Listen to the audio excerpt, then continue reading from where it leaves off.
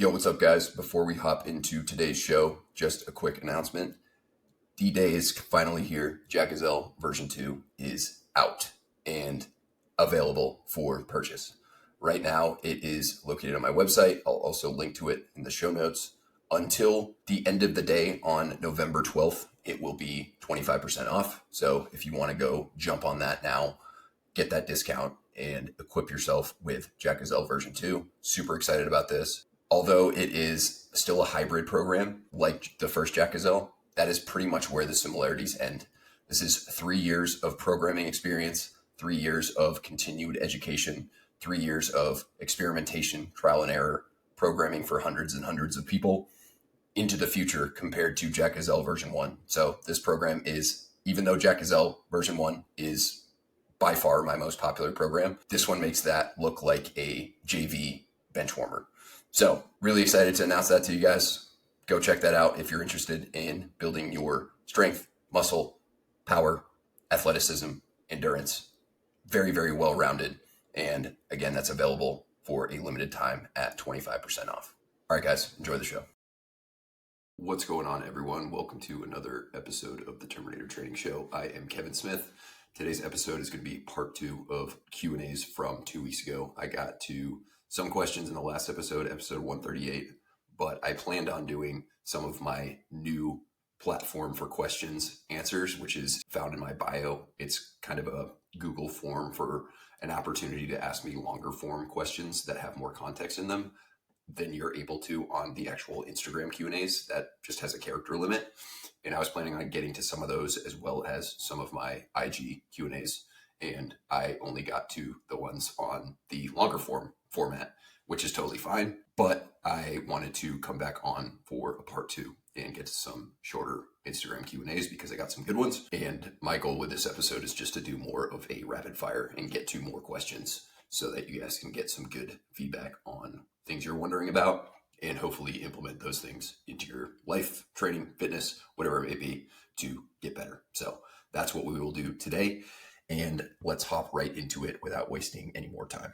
First question, good average rest times in between sets during lifts? Great question, because there's a lot of different philosophies and a lot of different viewpoints out there. And it also is very nuanced. It depends on a few things. One, what lift you're doing, what part of the body it is. Is it a compound lift? Is it an isolation lift? 2, your strength levels. Stronger lifters, stronger equals longer. Stronger people are going to need longer rest in between sets in general. And 3, your fitness levels, specifically your overall aerobic fitness levels, as well as how hard or not hard you train. So let's go through type of lift by type of lift. I'll split them into a few different categories and just give you some rep range or rest period ranges because it's going to be a little bit different for everyone. And I'll talk about a little bit of criteria at the end that you can use if you don't want to be like perfectly exact with your rest times, which you can be, but you don't necessarily have to be. I will say up front, a lot of people either rest way too short because they like to try and get the best of both worlds by mixing their cardio with strength or mixing their strength with cardio and maybe turning it into more of a cardio workout, which there's potential benefit to doing occasionally. But the more your strength work looks like cardio, the less of a cardio stimulus you're going to get, and also the less of a strength stimulus you're going to get. So you're not getting the best of both worlds. You're getting a suboptimal stimulus of both. But again, like certain situations, strongman work or other circuit style training can be beneficial at times. It's just not necessarily doing what a lot of people think it's doing. Additionally, some people rest way too long because they get super distracted. They start scrolling in between sets or they see their buddy, which is totally fine to socialize a little bit. But if you see your buddy and you're talking for 10 minutes in between each set, that's also not very optimal. So we'll talk in a perfect environment. If your goal is to gain strength and muscle, these are the rest times I would go with. For compound lifts, lower body usually is going to need a little bit more rest between sets just because those are bigger muscles and they result in a lot more fatigue, just general systemic fatigue, not just muscular fatigue. You're going to be out of breath, etc. So compound bilateral lower body lifts, squats, deadlifts, etc. will need somewhere between, if you're super weak, newer to lifting, you don't train super hard, maybe 2 minutes in between sets. If you are generally a regular lifter, but maybe not super advanced, not super strong, 3 minutes between sets, maybe 4. And then for stronger lifters, up in the 4, 5, maybe even 6 minute rest range, just depending on how much time you have and depending on how hard you're training and just depending on how much absolute load you are using for these exercises. Upper body, compounds, bilateral, bench presses, rows, etc. might need a little bit less rest just because they're going to be a little bit less systemically fatiguing, but they still do need plenty of rest. Newer lifters, less strong, not training as hard, usually 90 seconds, maybe 2 minutes. A stronger lifter might need 2.5 minutes, 3 minutes, maybe even 4.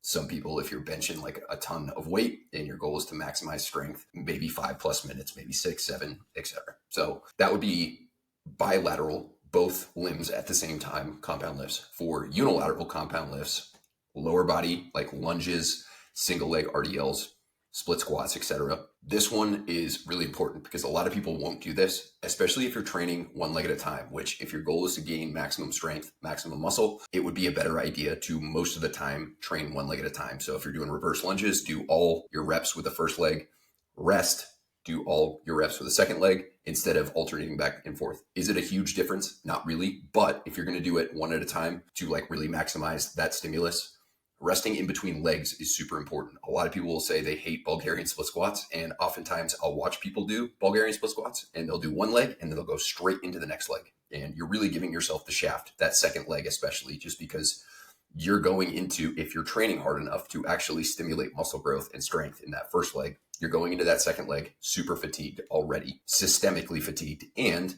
it's not like your non-working leg in a lunge or a split squat is completely dormant and not moving at all. So you're building up a little bit of fatigue in that leg, but mostly you're building up systemic fatigue. You're out of breath, you're winded. So resting between legs would be a good idea. Somewhere, weaker lifters, maybe a minute in between legs. Stronger lifters, 2, 3. Sometimes I rest 3 minutes in between legs on a reverse lunge or something along those lines. Then you can also rest the same amount of time, just give or take, between sets. Upper body, a little bit less important. If you're doing like a single arm pull down or something along those lines, maybe a minute in between, maybe a minute and a half. It really depends on your strength and what you're doing for that lift. For isolation movements, bilateral isolation movements, so curls, tricep push downs, calf raises, things like that, maybe a minute or so, maybe 90 seconds if you're stronger, going close to failure or to failure, maybe even 2 minutes occasionally, but you'll need less just because it's less systemically fatiguing. Unilateral isolation movements, so like a single arm curl or a single arm push down or a single leg calf raise or single leg knee extension. You can rest as needed. Usually you're not going to build a bunch of systemic fatigue. You're not going to be super out of breath at that, but resting between limbs, I would say 30 seconds or so if you feel like you need it. If not, if you're on a time crunch or something like that, it's not going to kill you to just go straight into the second leg. Usually I do that. I might take 15 to 20 seconds in between legs just to kind of like set up, but you don't have to be super strict with it. But if you don't want to like set a stopwatch, which I don't think you really need to, if you're newer to lifting and you really struggle with rest periods, you fall into one of those categories I mentioned earlier. You either don't rest at all or you rest way too long. It can help to start some sort of timer or something along those lines. But so long as you are no longer out of breath, your target muscle, you feel like it is not super fatigued or super pumped, and you feel like you can put a good solid effort into your next set, and you are just generally mentally feeling prepared for the next set, and it hasn't been, 5-10 seconds in between, you probably are good to go for the next set. But I would always err, if you're the type of person that doesn't like to rest and you like to turn lifting into cardio, I would err on the side of resting a little bit longer. If you feel you don't need rest, that is a really good litmus test and indicator that you're not training hard enough. You're not pushing your sets close enough to failure to actually spark muscle growth and strength, improvements in strength. So that is something you can kind of consider if you feel like you don't need rest. Some people will say that as like a humble brag. Really what it means is either A, they're weak, or B, they are not training very hard, or a combination of both. So it's not necessarily a brag. If you are more fit, if your strength levels are exactly the same and you're super aerobically fit versus not aerobically fit, that same person is going to need less rest, relatively speaking, than they would if they weren't fit. But that still doesn't mean if you're super strong, but you have a great aerobic base, you still need probably more rest than someone who has a shitty aerobic base, but is really, really weak. So just keep those things in mind.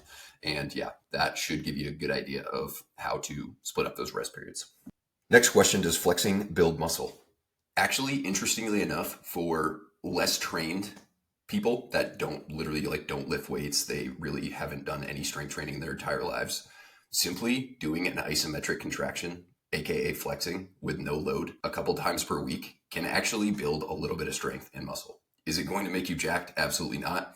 If you're trained, which most people who are listening to this probably do train at least on a somewhat regular basis, then that's not going to like make you jacked or build really much muscle. However, practicing flexing certain muscles, especially muscles that you currently can't flex. A lot of people right now could easily flex their bicep. Pretty much everyone can flex their bicep.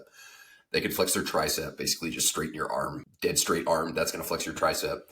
A lot of people can flex their quads by just straightening their leg out. But a lot of people can't flex their lats or their rear delts or their side delts or their upper back muscles, other than maybe like shrugging their shoulders and flexing their upper traps. So practicing flexing muscles that you don't feel like you have a great connection to, or maybe your weaker muscles in the gym that for a lot of people, this is on the backside of their body. Coincidentally, if you can see muscles in the mirror, they're usually easier to flex and connect to mentally.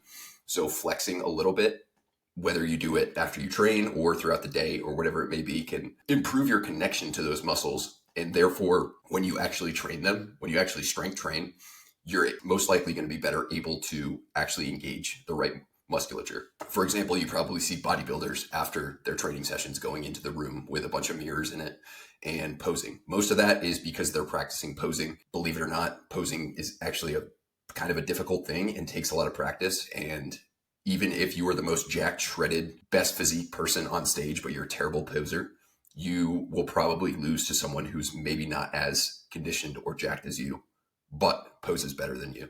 So bodybuilders will go pose, but also they're flexing certain muscles that helps them connect a little bit better to those muscles. So in their training, they have better potential to actually get the most out of their training sessions. So interesting question and absolutely not useless. And if you feel like you can't flex certain muscles, working on that might be a good idea. It'll just help you get a little bit more out of your training sessions when you actually do train those muscles. Next question, where do kit runs fit in a PT program? My unit does combat, quote unquote, combat PT on Thursdays. Kit runs, I wouldn't necessarily recommend for most people. There are lots of different ways to make running harder. One is to add weight to your frame. So whether it's a kit or kit in this case would be your body armor or a weight vest or a ruck, whatever it may be. That will make it harder for sure.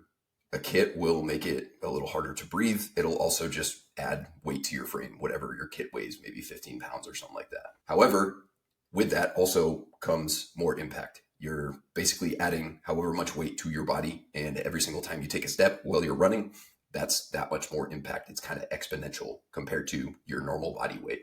Other ways to make running difficult: inclines, running fatigue. You're already fatigued going into a run. It's going to make it more difficult. Running harder, running faster, running longer. You can also tie something to yourself like a tire or a sled or something like that that will increase your resistance, or a parachute. A lot of people do like parachute sprints. That'll increase resistance, but it won't add any impact at all. So it will make it harder, but not necessarily more impactful. So if I was going to try and make runs harder, I would probably choose one of those things before I choose adding weight to it. Now, if you're training for some sort of competition that involves kit running or something along those lines, then absolutely you want to adapt to it and get used to it. And that would be a good reason to do it. But your unit doing PT every Thursday, probably not the best idea. I don't know how much say you have in this, but I would probably lean towards trying to make running harder by actually running harder or running up a hill or something like that. If you are kind of not really in charge and you have to use kits, I would suggest doing some shorter sprints or faster runs. Going for a 5-mile running kit is going to be a lot more stressful on the joints and the soft tissue and the musculoskeletal system than running 500-meter sprints in kit.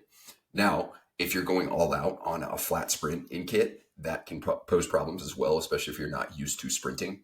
So if you can find a hill and do kit hill sprints, that would be a better idea. There's merit to doing certain maybe agility drills, maybe some power stuff. I wouldn't do a ton of jumping in kit, maybe low rep jumping or box jumps or something along those lines. Do you need to do that? Absolutely not. But if you do a lot of stuff throughout the day for your job in kit, CQB, or other urban movement, getting used to how your kit feels, the different locations of things, how they can interfere with your daily movements or your movements when you're doing CQB can be a beneficial thing to occasionally do.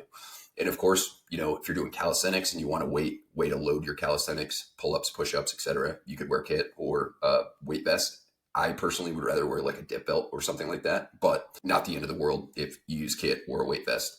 So I would say try to convince your leadership not to do too many long, slow runs. I mean, running in general in the military, especially the regular military, but even in SOF, running is probably the most high risk thing that people do just because they don't program it very well. They run way too hard for some people, and then it's probably too easy for other people, just depending on your fitness level. So breaking people up into ability groups would be a good idea.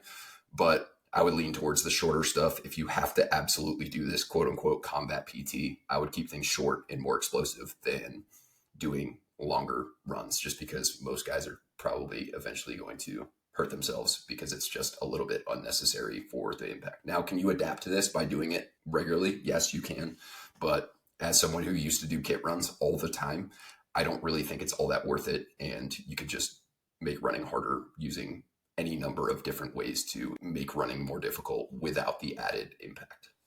Next question, any recommendation for good tasting electrolyte powder? Yep, absolutely. I'm actually currently drinking some right now. It is Quench Hydration. It's a relatively new electrolyte product, and it has very efficacious doses of all of the electrolytes. A lot of the supplements out there have really high sodium, but really low potassium in particular. You lose more sodium around like during training when you're sweating than any other electrolyte, definitely more than magnesium, also more than potassium, but you also do lose some potassium in your sweat. So if you have a electrolyte supplement, for example, Element, nothing inherently wrong with Element, but they have really, really high sodium levels and really low potassium levels. And they also have magnesium, which magnesium's fine, but the dose of magnesium in Element is just not really efficacious. You would need a lot more magnesium in general, but it doesn't really mean much around training. You don't lose a lot of magnesium in your sweat. So you want a really good balance. Additionally, Quench is NSF certified, so it's third-party tested. It doesn't have anything in it that isn't on the label. It's not tampered with. It doesn't have potential things that are banned substances that may show up on some sort of athletic drug testing panel. So that is a really good certification to look for in all of your supplements. And coincidentally, I'm also very soon probably going to have a discount code. This is not 100% official yet, but most likely in the near future, I will have a discount code that you guys can use for Quench Hydration. They make a few different things. They make a powder that almost kind of looks like a pre-workout. So you can scoop it, you can titrate the dose depending on how much you want. They also make little packets, almost like Element. If you're familiar with Element, they make packets that you can put into your drink. They also make ready to drinks. So these like cardboard ready to drinks that you've probably seen protein and other drinks for. And they're delicious, absolutely delicious, no sugar, all natural ingredients. And again, very efficacious doses of each electrolyte that actually is going to give you the right amount of all three electrolytes that you need, particularly sodium and potassium around training, which are the most important ones. You'll see drinks like Body Armor. Body Armor is a pretty popular sports drink, but it's got super high levels of potassium and really low levels of sodium, which is pretty much the opposite of what you want for a drink around training. Nothing wrong with potassium. Potassium is very, very good for you. Coconut water is another one, very high potassium, low sodium. But around training, you want higher sodium, lower potassium. Still some potassium, but lower potassium. Other times of the day, potassium's great. You can get it through food. There's lots of different foods, potatoes, bananas, etc., that have potassium in them, avocados. But around training, you want mostly sodium. And yeah, again, Quench Hydration. Stay tuned for potential discount codes in the future. Next question, should power exercises only be done at the beginning of a workout? For most people, this would be a good idea for a couple different reasons. One, fatigue is the enemy of power training. So anytime you see someone doing super high rep box jumps or super high rep Olympic lifts, which are power building exercises, they're kind of defeating the purpose. Of course, if you're training for CrossFit or something like that, you have to do that in competition. That's one thing. But by the time you get to rep 12 of a box jump or rep 12 of a power clean or something along those lines, power cleans are actually, both of these are a little bit risky to do for high reps under fatigue, just because of the impact. And then power cleans are more of a technical lift, and fatigue is not your friend with technical lifts. But by the time you get there, you're defeating the power aspect of it. Power should be trained in the low rep range, 1 to 5-ish reps, maybe a little bit more if you're doing like throws with a medicine ball, or if you're doing jumping push-ups or something along those lines, pogo hops, etc. But for most jumps and throws and Olympic lifts, you should keep rep counts low and fatigue low. So resting long periods of time in between sets. Max effort as well. Like you're doing a box jump and you're jumping as high as you possibly can. That doesn't necessarily mean your box is as high as possible and you're bringing your feet up to your face just to land, but you're trying to jump as high as possible so that you are really maximizing that ATP PC energy system, or the phosphocreatine energy system, which is responsible for very short duration, low endurance, but high power, very explosive movements, sprints, jumps, throws, etc. That is one reason you should do it at the beginning of the workout, because you're not fatigued. You want to do this pretty fresh. Of course, warm up for it first and do maybe some like RPE 6, 7, 8 jumps before you go max effort. But another reason is because it helps ramp up the nervous system. So if you're doing this, for example, if you're doing some box jumps as you warm up for squats, or even before you get into like heavier squats, it's going to help you ramp that nervous system up and get you really, really primed to perform. So that's another good reason to do it early on in a session. The exception to this, if you are more of an athlete that has to be powerful throughout your entire game, for example, a football player has to be powerful in the first quarter when he's fresh, but also has to be powerful in the fourth quarter when they're more fatigued. A basketball player has to be powerful at the beginning of the game, end of the game, etc. So occasionally doing a little bit of power work, safe, non-technical power exercises like a box jump or some other jump, or some medicine ball tosses or throws, maybe some heavy kettlebell swings, low reps, would be a solid idea for certain athletes. But is that necessary for most people who are just looking to maintain their power or even build their power, and kind of slow that process of that inherently happens of your fast twitch muscle fibers kind of degrading with age? That is just a natural thing, but you can combat it by doing power training. Then I would do it for the most part at the beginning of the workout. Safer that way, and it also has those benefits I mentioned, and it also builds more power when you do it when you're fresh. But very good question. Next question, best place to get labs done while in the military. This is tough because you can absolutely just go to your clinic, or you can go talk to your battalion doctor or whatever medical professional works for you guys and request to get labs done. Most of the time when you request labs, they're going to give you very basic labs that aren't going to test like your hormones. They may not even test your lipids. They are just going to be super basic, CMP, maybe a CBC. And it's going to be very non-comprehensive. If you have signs and symptoms of, low testosterone or thyroid issues or something like that, I've actually had to do this. You can persuade the medical clinic to take more comprehensive labs. That being said, even if the labs are comprehensive, the magic in labs is the interpretation of them. And the problem today is that lab values, lab ranges that are considered normal are based on average people. And over the years, as people have gotten less and less and less healthy because of our modern living situation that is just not very health promoting, the lab ranges have gotten bigger and bigger and bigger. So instead of just keeping the ranges the same and saying, hey, you're less healthy, you should probably get into these ranges, they kind of have slowly over time. It depends where you get labs. Every lab corporation is going to be a little bit different in regards to what the ranges are, but they have kind of grown, almost changed their lab ranges because the standard is just getting lower and lower and lower. So that is a problem. Additionally, even if you are inside the normal ranges on some of these labs, certain labs, I'll give a couple examples in a second, that doesn't necessarily mean like you're good to go and you shouldn't intervene in any way, shape, or form. It just means you're probably not going to die soon. You're not going to get some crazy disease soon, and you're not sick. But there's a big difference between sick, diseased, close to death, healthy enough to function, and optimal, like looking to crush and be as healthy as possible, high performing as possible, feel good, look good, etc. So if you get your labs back and you're within all the normal ranges according to the labs, according to the clinic that you're getting labs done through, or the lab corp or whatever, that doesn't necessarily mean you're good to go and you're all set. You don't have to worry about anything. But unless you're working with a more comprehensive clinic that is used to working with people who want to really perform at high levels and be in optimal levels of health, the doctor or the GP that looks at your labs is not really going to say, hey, you might want to consider, even though you're in the normal range of X, you might want to consider this, this, and this in order to bring yourself closer to optimal. They're going to be like, yep, you're normal.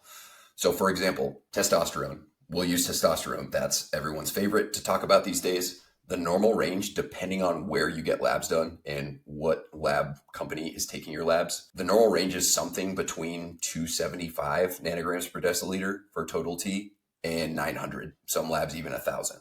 So I can tell you from experience, as someone who has been very close to that low end and is now very close to that high end, you feel like a completely different human being, physically, mentally, even emotionally, believe it or not.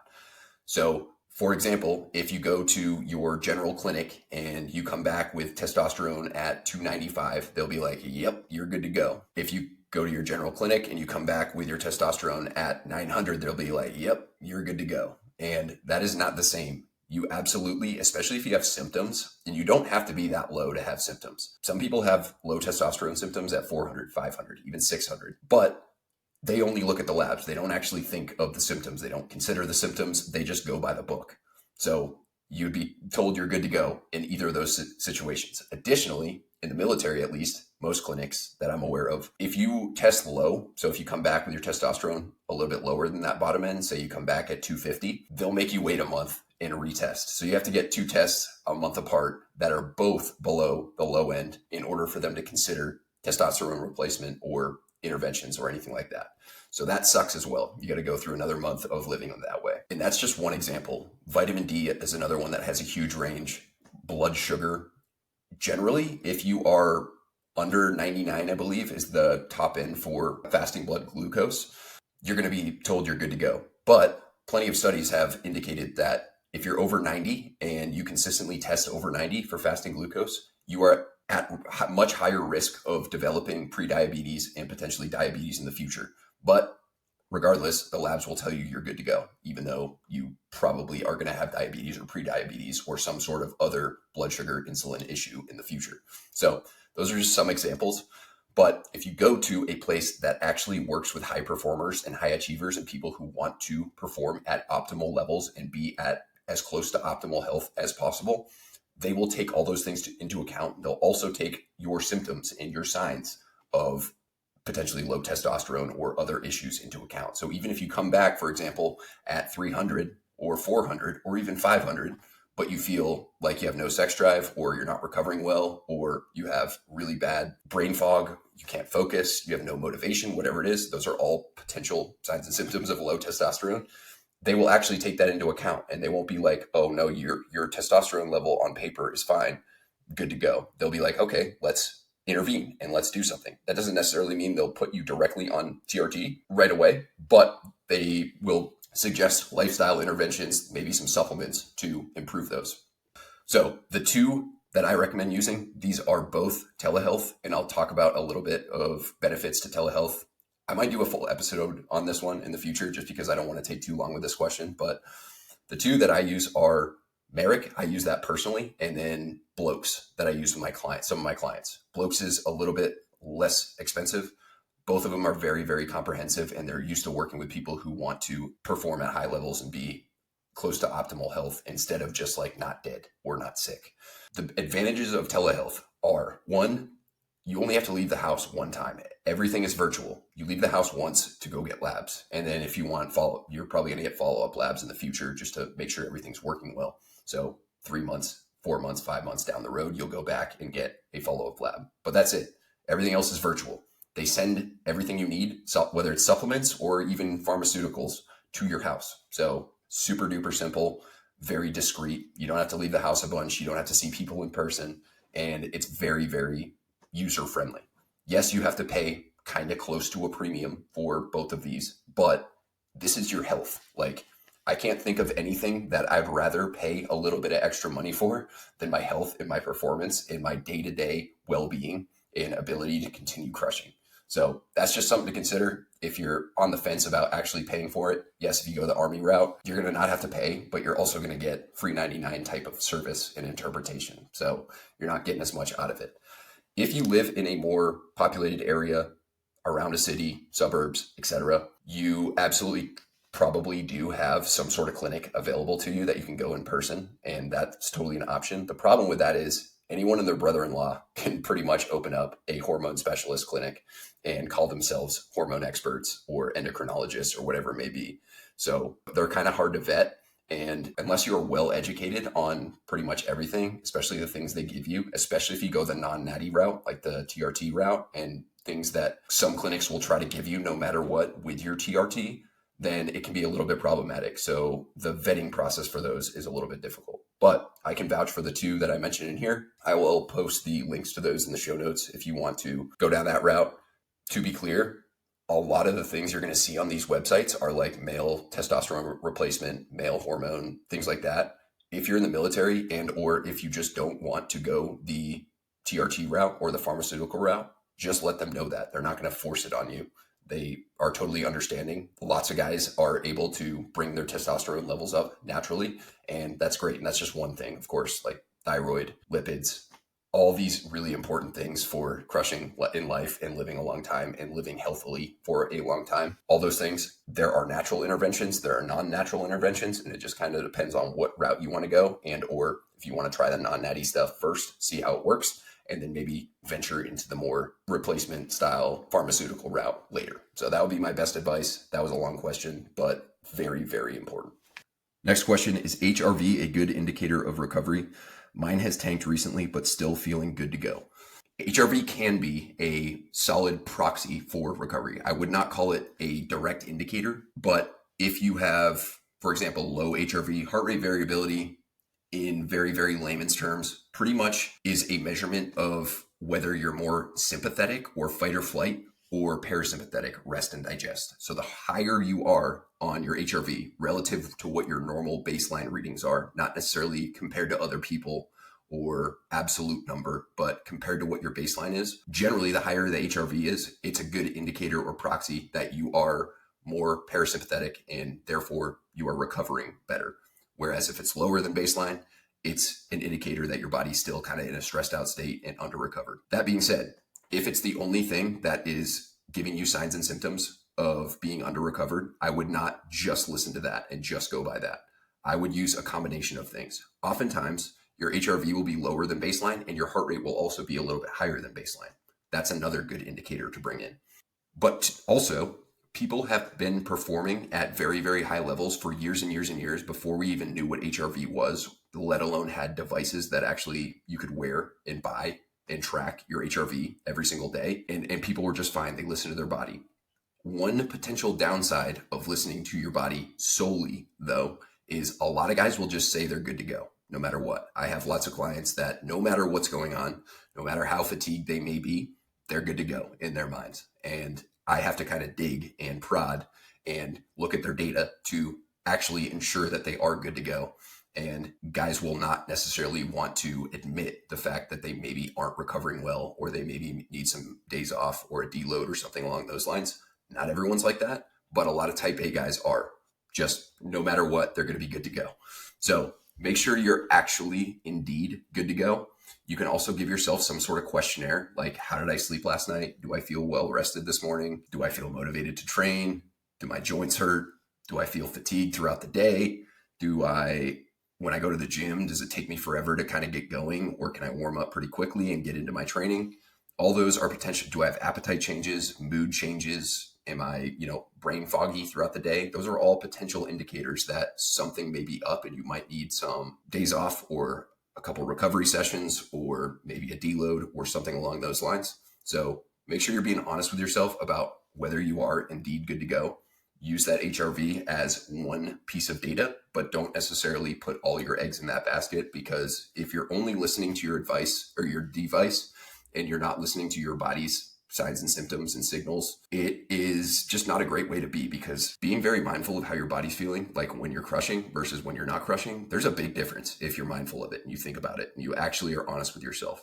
So that is really important to have, because you might not have access to your wearable, whatever it may be, to track your HRV forever or your heart rate. And being in tune with your body will help you kind of dial things back when necessary, push a little harder when necessary, and it'll keep you training for longer, less injury prone, and you'll perform better, you'll make better gains. And it's just a good thing to be mindful of how your body's feeling subjectively. And then also kind of, if you want, be a little more objective about it with wearables and the data they're giving off for you. Next question, what is the value of standing calf raises over seated calf raises? This one has some nuance to it because it depends on what your goals are. It depends on what you're using calf raises for. If your goal is just to make your calves bigger, then doing more standing calf raises, even doing all standing calf raises, would not be a bad idea. Standing calf raises, because your knee is in full extension, and you could also do seated calf raises with a straight leg, like on a leg press machine or something like that. Anything with a straight leg calf raises. Because your knee is fully extended, fully straightened out, the gastroc, which is the big meaty portion of your calf, crosses both the ankle and the knee. So when the knee is fully extended and you're in that calf raise, that bottom calf raise position, which is the most important part of the movement for muscle growth, it puts more lengthened stimulus on your gastroc. And that is, the more you grow your gastroc, the bigger your calf's going to look. Of course, the soleus is also important. The soleus only crosses the ankle joint. That's the lower portion. That's like kind of between your big meaty portion and your Achilles tendon. But the soleus also is worked sufficiently in standing calf raises. It's more targeted in seated calf raises. I should say it is more biased in seated calf raises than the gastroc, but they're both biased in a standing calf raise. And the ability to fully extend and fully lengthen them by standing up or having straight legs is what is going to be the most important part for muscle growth. That is also assuming you're doing calf raises.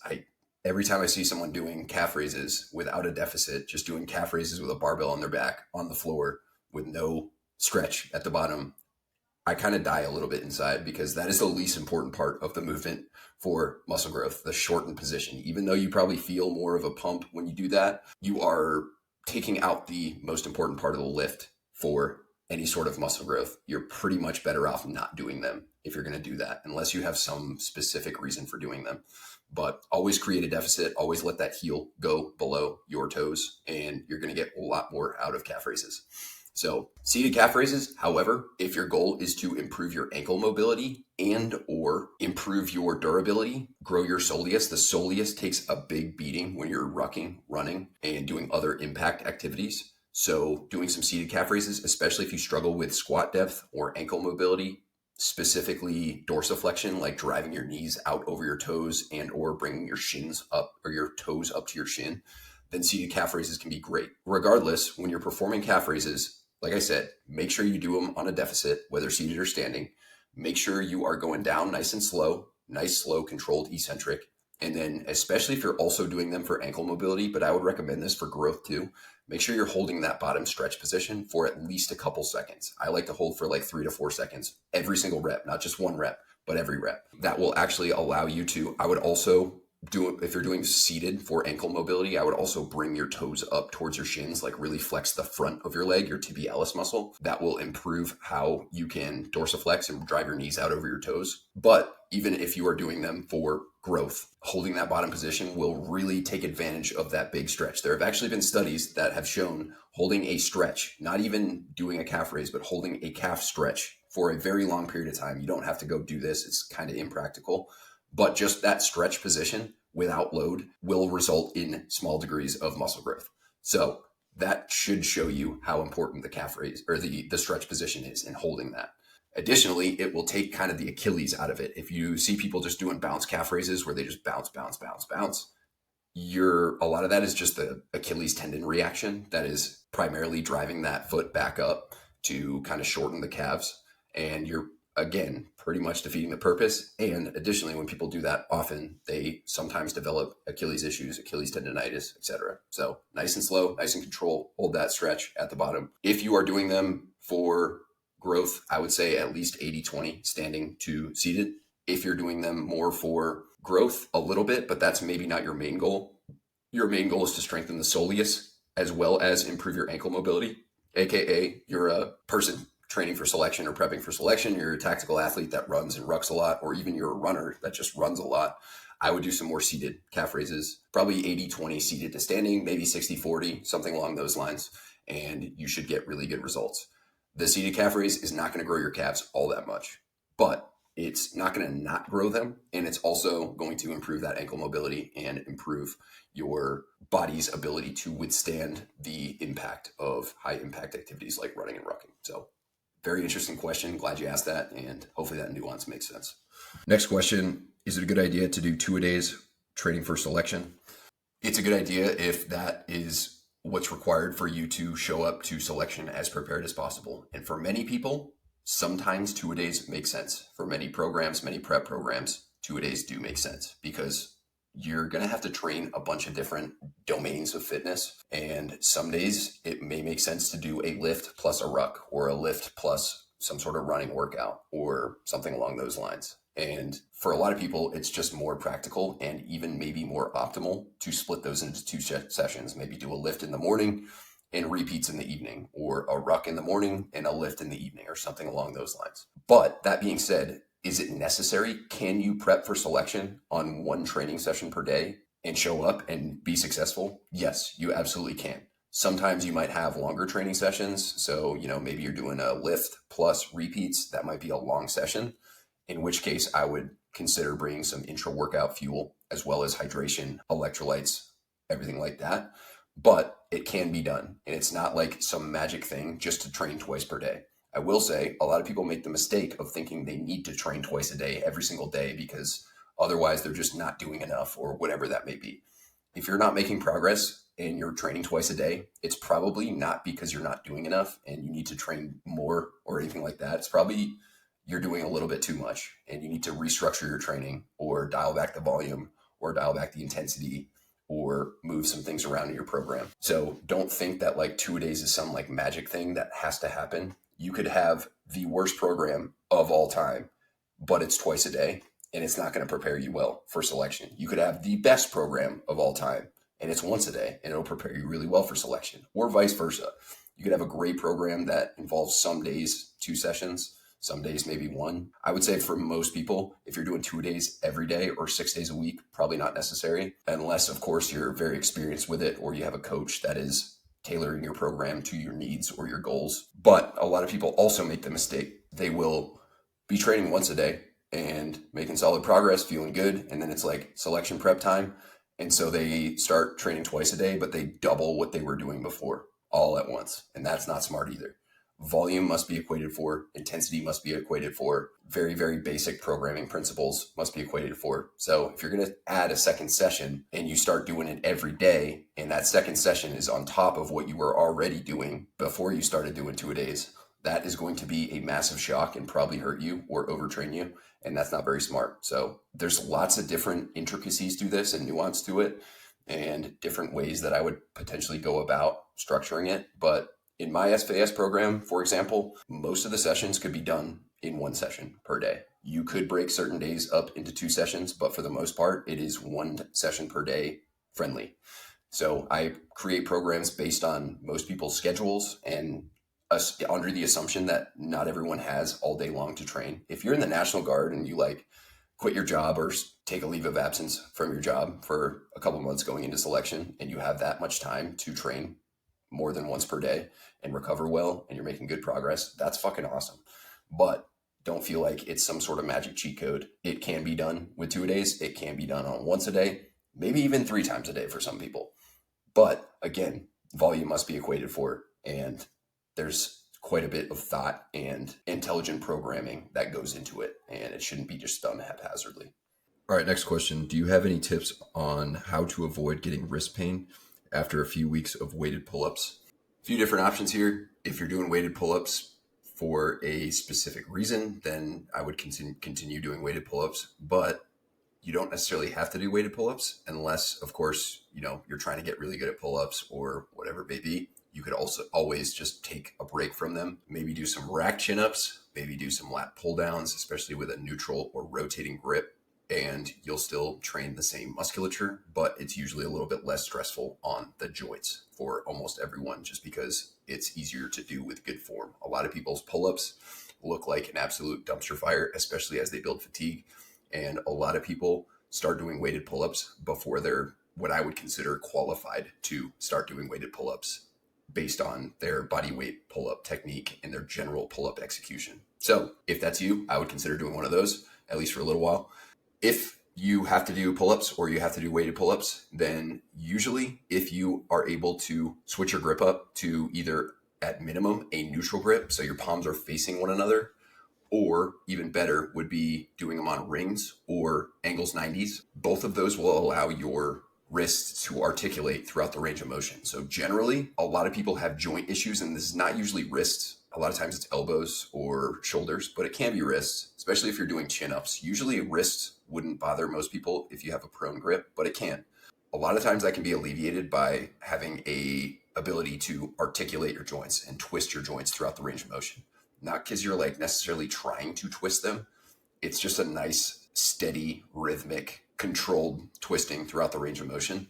And that can be a lot easier in general on the joints. So I would start messing with your grip a little bit. I will say, if you use grips, angles 90s, or rings or anything like that, it's going to make it harder for sure. But I would much rather have a lower weighted pull-up and or be able to do fewer reps with the same weight as I could with regular pull-ups, but also have healthy joints and feel good than just continue grinding through it, even though your wrists bother you because you like that grip.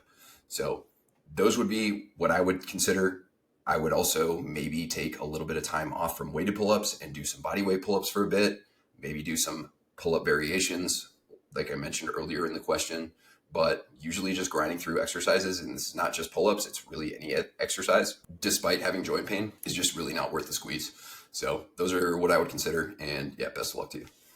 Next question, should novice lifters wear straps or a belt for deadlift, squat, etc., or should they wait for a higher 1 rep max? For a novice lifter, I don't think these are generally worth it or necessary, especially a belt for pulling and other exercises that are targeting non-grip muscles. So for example, if you're holding dumbbells for split squats, or if you're doing high rep deadlifts or Romanian deadlifts, or you are doing heavier rows or something along those lines, and you find that your grip is giving out before your target muscles that you're trying to build are giving out, then I would consider maybe wearing straps, or in this case, I would say grips are just more practical unless you're like really going for like heavy deadlifts or something along those lines. Versa grips or Cobra grips are 2 solid grips that I've used and really like them. I like Versa grips a little bit better, but it's just because they last longer. They are more expensive, but they do last longer in my experience than Cobra grips, but either one are totally fine. A lot of people will brag about their ability to do rows, Romanian deadlifts, split squats, lunges without straps because they think that means they have a strong grip. What it honestly means, if you are failing those movements because of your target muscles, so for example, if you're doing a Romanian deadlift and the hamstrings, glutes, low back, upper back, etc., are failing before your grip, that doesn't mean you have a strong grip. It means you have a very weak posterior chain, and you should bring that up by, guess what, wearing grips and actually training those muscles to sufficient amounts of stimulus and tension and fatigue so that you can actually overload and get stronger in that area of your body. So how necessary are they for novice lifters, especially if you're like true novice, like you've been lifting for less than a year, maybe less than 18 months? I wouldn't really worry too much about grips and straps unless you are a genetic freak that is just, one of those people that the first time they lift, they're super strong, which do exist, very rare, uncommon. But unless you're one of those people, probably don't need straps or grips. Don't need a belt. Belts are a little bit of a polarizing topic, but I don't think there's anything wrong with wearing a belt or learning to wear a belt when you're a up and coming lifter. But using a belt as like a invincibility cloak or a get out of jail free card for shitty form, or lifting weight with way too much weight than you should be lifting with, ego lifting, that is not a great idea. But learning to brace with a belt, because bracing with a belt is different than bracing without a belt. With no belt, you're using your abdominal wall and your core to actually brace and create that pressure that's going to keep your back safe and also allow you to lift more weight on squats, benches, deadlifts, etc. When you're using a belt, you have that external wall that you actually brace into. So it's a different skill. It takes a little bit of time to learn and practice. So absolutely, when you're first starting out, I would learn to brace for these particular lifts. Really, any lift that's a compound lift, you want to brace really well for. I would learn to do that without a belt. If you want to switch to a belt and you use it right and you have a good belt too. Lots of belts are absolute trash. You want to get a good solid, if you're trying to lift for these lifts, especially deadlift, squats, you want to get a good solid powerlifting belt. There are different types of belts for powerlifting. There's lever belts, there's single prong belts, there's double prong belts, but you're looking for a leather 13 millimeter belt that is the same width all the way around, not some cloth belt with Velcro or anything like that. Those things are not useless for everybody, especially like Olympic lifts. But if you're just trying to do these big main compound lifts that really build a lot of strength and muscle in the lower body, squats, deadlifts, then you want a really solid belt that is going to last you a long time. So I would say it does depend on your goal, but for the most part, generally a newer lifter, I would say don't use straps for a while. Learn the basics, learn how to train hard. Once you get to a point where certain upper body lifts like pulling exercises or certain lower body lifts where you're holding dumbbells, but you're looking to grow a non-grip muscle like your glutes or hamstrings or something along those lines. Once grip starts to become a factor for those and your grip is failing before your actual target muscles fail, then I would start considering straps. That way you can actually train those muscles hard enough and grow them. Yes, you can get your grip strong enough to where it's never a factor, but for a lot of people, that's just not very practical, nor is it necessary. And also, grip can be overtrained if you just never, ever consider straps or you always are gripping things constantly. Yes, you adapt to it over time, but some people can overdo it. So no need to become too reliant on these things. No need to really overthink it too much, but there's a time and a place to switch over, getting used to using a belt and using grips. But if you're brand new, I wouldn't worry too much about it at this time. Next question is 22 too old to enlist in the 75th Ranger Regiment, or would you go SF instead? 22 too old. I'm trying to think of things that 22 is too old for. 22 is too old to go to high school, I think. 22 is too old to like have a moon bounce brought to your birthday party. And it might be too old for sitting in a car seat. It might be too old for baby food, but it is certainly not too old to do anything you want in the Army or really anything, any endeavor along those lines. So will you be a little bit older than probably most of the people in your RASP? Probably, but only by a couple of years. And it's by no means too old to go and crush in Ranger Regiment. Whether you should go SF or Ranger, that is a completely personal and up to you type thing. They're completely different. I've talked about this several times in the past in lots and lots of different episodes, but that is something for you to go and research and find things out about. Maybe talk to some people who are close to you. Give yourself a good solid assessment of what you think you are good at, what you need to work on as a person, as well as physically.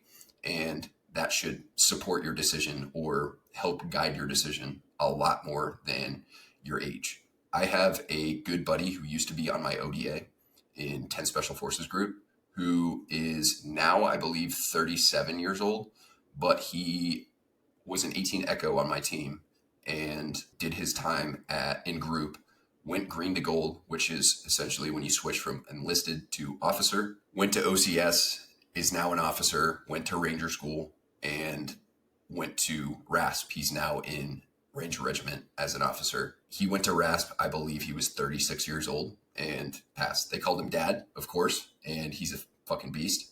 But that should kind of give you a little bit of an indication as to what is too old, what is not too old. So it really just depends on what unit you'd prefer to go to and which you want to pursue. Which of those things kind of excites you a little bit more and motivates you to go and pursue them. But you're certainly not too old for anything other than the few things I mentioned at the beginning of this question. Next question, opinion on my running split. Monday speed, Wednesday tempo, Friday fartlek, Saturday long run. All right, so your running split, which days you run certain types of runs, is maybe 2% of the information that I would need in order to give you a good solid answer for a question like this.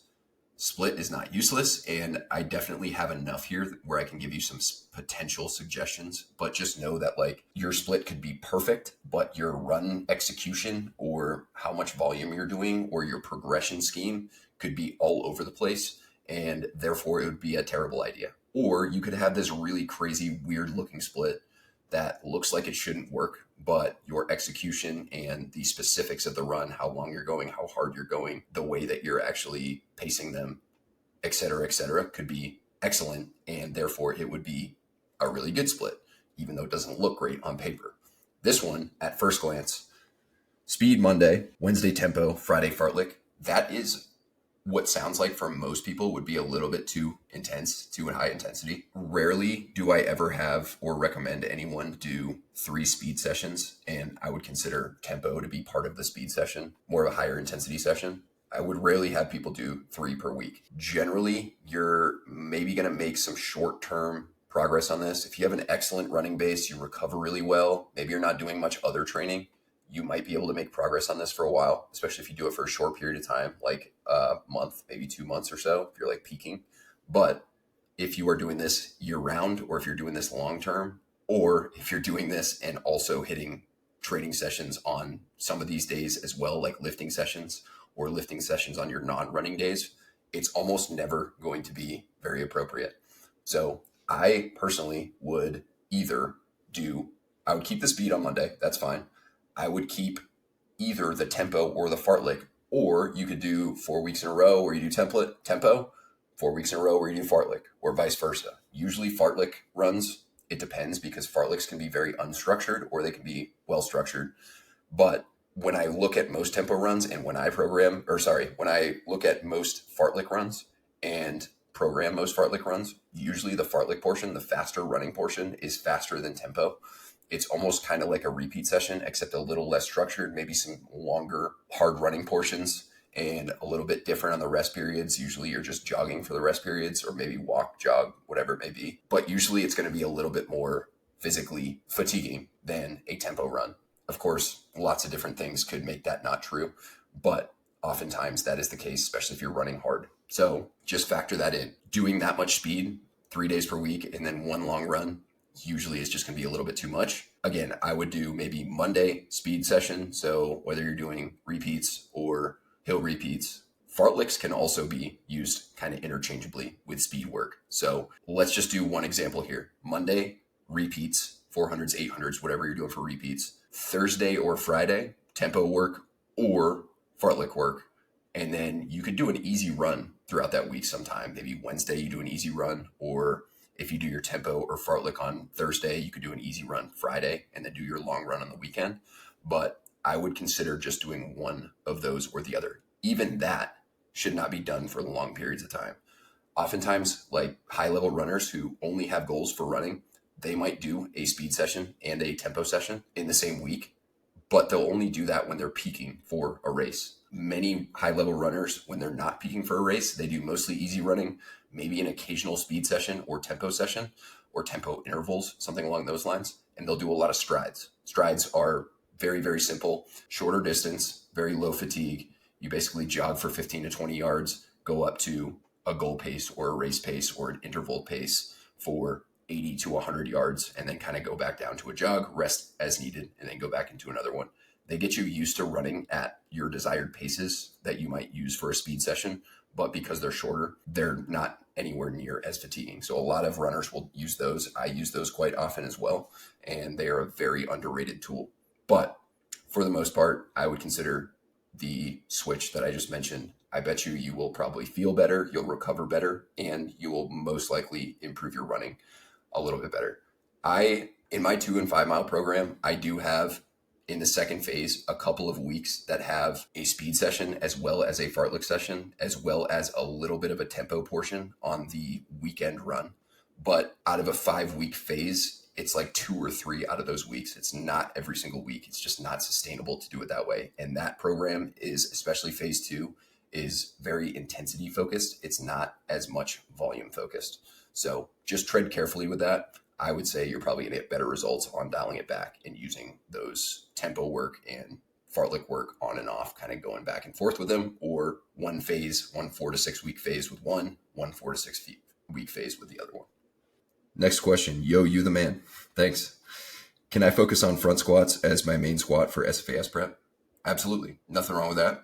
If you want to do back squats, front squats, honestly, for most people, especially if you're getting really close to SFAS, I would probably focus on more unloaded squats or non-axial loaded squats. So hack squats, pendulum squats, maybe goblet squats. That's what I have in my program. Those are axial loaded technically, but they're just light. And you will save the most of your axial loading for your ruck training and maybe your strongman work or whatever that may be. That being said, absolutely, can you get away with squats, back squats, front squats, whatever, axial loaded squats, safety bar squats? For sure.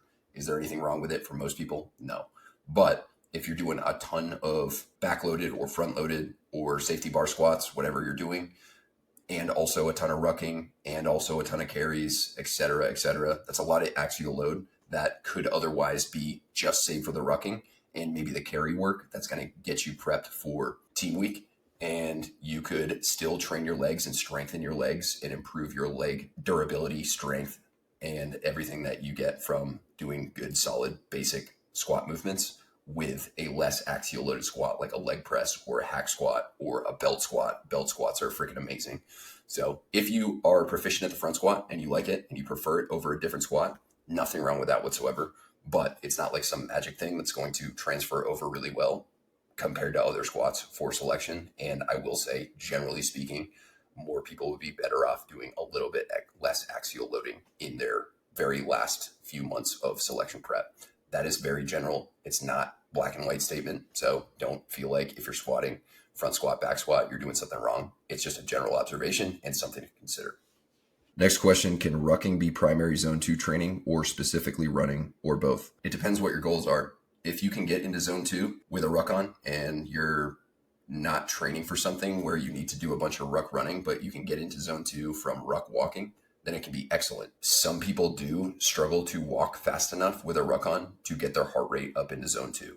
That's not to say that still rucking wouldn't be a good idea. You absolutely can still ruck, even if you're just a little under zone 2. It's still beneficial. But if you are not prepping for selection and you want zone 2, but you can't get up into that zone 2 from just walking, it's usually not worth ruck running to get into that zone 2. It's just going to beat you up more than running or rucking or really any combination of both. If you want to get good at running and rucking, then I absolutely would do both. If you don't really care about rucking, then you can run, but there's nothing like super magic. If you're just doing this for general health and conditioning and feeling good and, building general aerobic fitness and improving your longevity, anything that gets you into zone 2, any sort of exercise that gets you into zone 2, whether it's biking, running, rucking, swimming, ski erg, rower, a combination of all those things is totally fine. You're going to get all of the benefits of zone 2 that you could possibly want. If you have a goal of getting good at a specific thing, whether it's rucking, running, both, biking, swimming, then most of your zone 2 should be with that modality. So kind of just depends on what you're going for and what you have access to and which ones you prefer. But I would say any of those would be good, just depending on where you're at. All right, we'll do 2 more questions. My job requires me to walk 15 to 25,000 steps a day, and I'm running Jack Gazelle. Good or bad? I wouldn't say this would be like a good or bad thing. I would say, will Jack Gazelle work for you without being modified with this step count, or should you maybe make some modifications? So if you're taking 15 to 25,000 steps a day for your job and you've been doing it for a very long time, your body has adapted to it.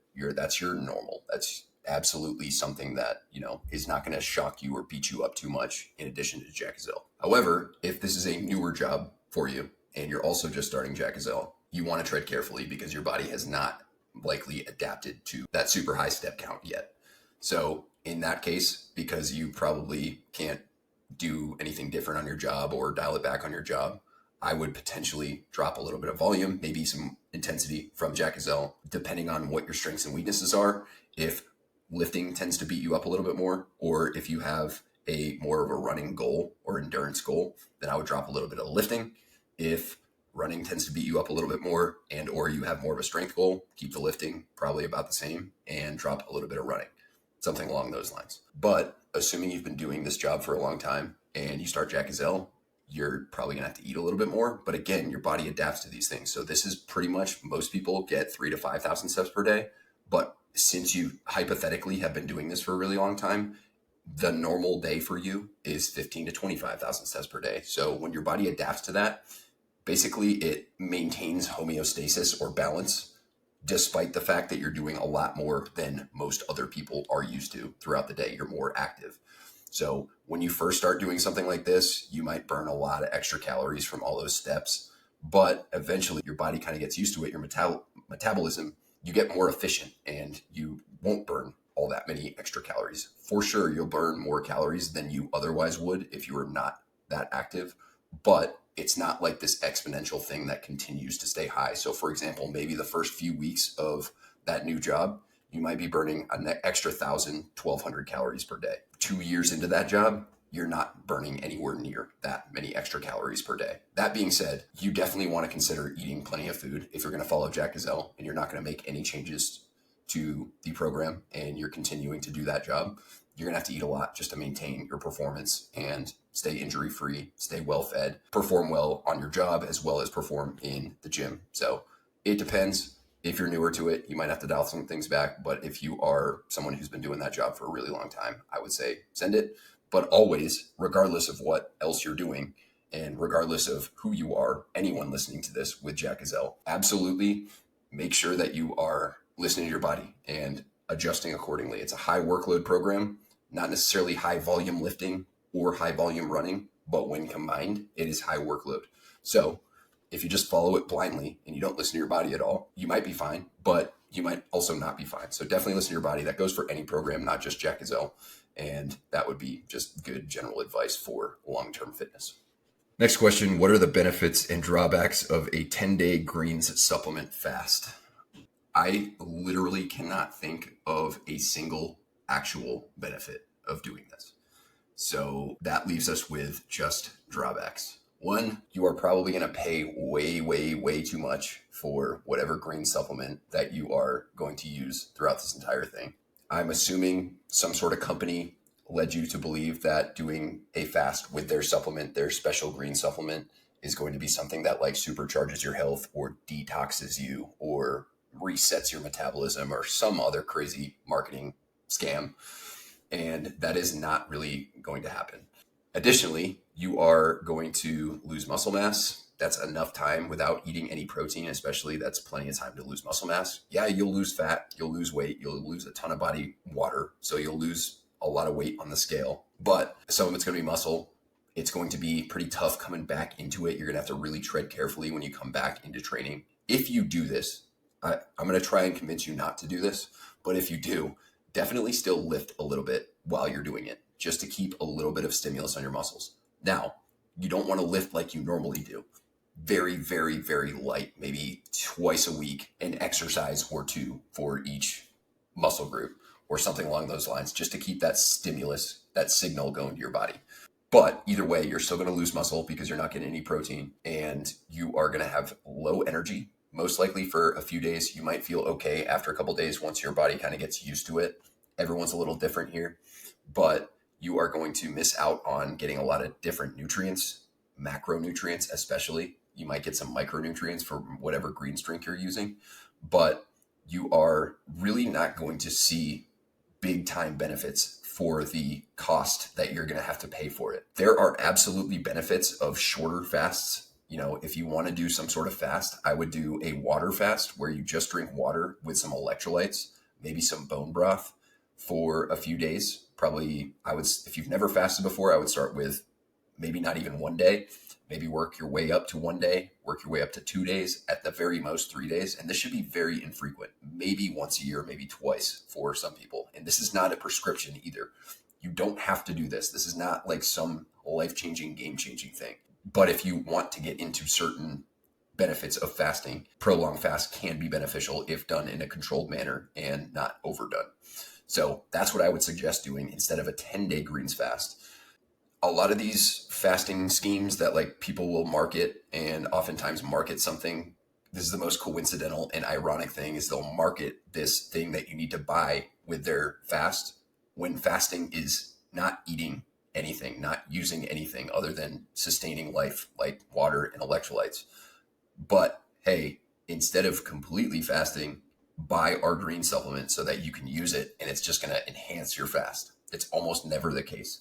So something I've always found ironic, just like people will sell something for like literally the act of not eating, like being with nothing, but here, buy this. So anyway, if you want, depending on what you're using this fast for, if you're doing it for longevity, I would consider eating in a calorie deficit. That would be really good for longevity, not forever, of course, but a period of time eating in a calorie deficit. I would consider maybe a shorter fast, maybe a 20-hour fast, 24, maybe up to 48 every so often. There are certain benefits to fasting, autophagy, longevity benefits. Honestly, I think one of the most beneficial aspects of fasting, and this doesn't have to be from food, it could be anything. It could be fasting from social media. It could be fasting from drinking. It could be fasting from really whatever, is breaking the attachment to whatever you are fasting from. So a lot of people are attached to food. They eat food when they're sad. They eat food when they're stressed. They eat food when they're happy. They eat food just in every situation, in every context.